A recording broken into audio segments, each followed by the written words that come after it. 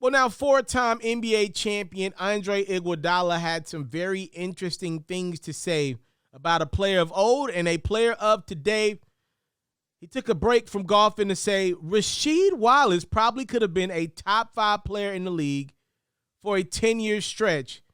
He just chose, I'll do my own thing over there. He was shooting left-handed shots from half court and right-handed as well. If Rasheed Wallace played in modern-day basketball today, if he played in our league today, he'd be a top 5 player.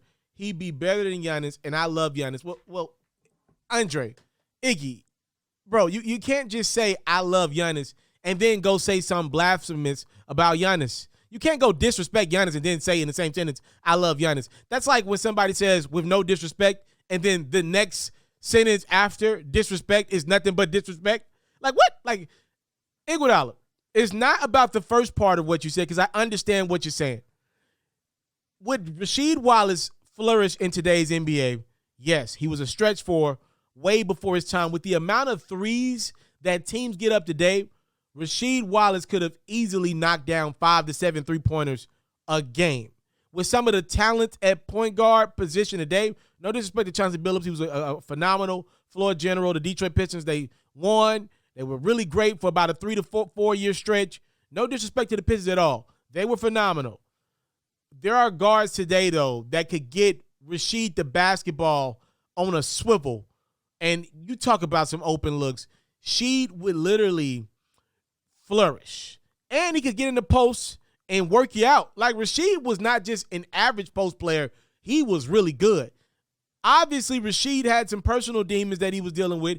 He got way too many technical fouls. I love the passion, but if you let the passion go over into I'm hurting my team because I get so many technical fouls, I'm not available, that's too much for me. It's a little too much passion. Passion can easily become dumbness if you don't know how to contain it. Like, Rasheed Wallace would flourish. Be clear about that. I agree with him there. It's the second part of what he says. Why you got to jump to Giannis? Like, to me, Giannis is the best player in basketball right now. Like, why you got to jump to Giannis? Why couldn't you just left it as Rasheed would be a top 10 player? Unless Iguodala doesn't think Giannis is a top 3 player, top 2. Why you got to jump to what I believe is the best player in the world right now? Like, why there? Why couldn't you have just left it at top 15, top 10-ish player Rasheed would be today? That's my thing with Iguodala. He always got to take it a step too far.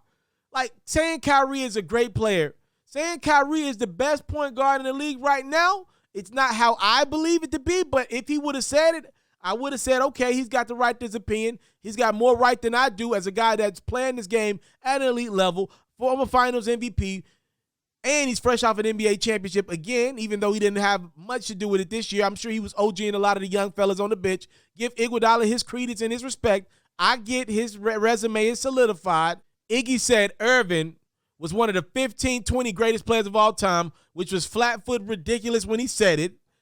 My thing is, why you got to jump to top 10, top 15?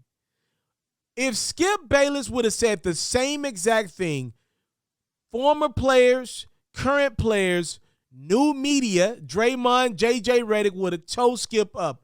But because there's a bro code in the players in which they never call each other out, even when ridiculousness happens, they don't ever call each other out in the media and they podcast because they scared of each other. They definitely never call each other out on the court. That's why they always take out their frustration on referees and not each other. Have you ever noticed that, by the way? A lot of times players are not mad at refs. In today's generation, they're too afraid to call out their teammates or go at other guys on the other team for hard fouls or really good defense or whatever the case might be. So they just argue at defenseless refs all day and curse at them because they're scared to go at other players and even their coaches sometimes. Like, how come y'all don't call him out for this? Y'all don't call Iguodala for this blasphemous comment. That man is saying somebody of yesterday would have been better than the best player of today. If Skip Bayless would have said that, y'all would be at his neck. If Stephen A. said it, y'all would be on ESPN tomorrow tearing him up. Y'all couldn't wait to get up and tear Stephen A. up if he said something similar to that. But when another player says some ridiculousness, which Andre Iguodala says quite often, and here's the thing. I've seen Iguodala talk in settings outside of basketball. Very well-spoken man, just says crazy stuff oftentimes. He's going to get a job if he wants to, and I believe he does, in some type of media space. And I just think it's ridiculous to have somebody on the air that doesn't call any players out and says ridiculous, not to me well thought out stuff. Like, all due respect to Iguodala, again, a great of this last 15, 20 years. He's a great. 4 championships, a finals MVP. How you going to deny that resume?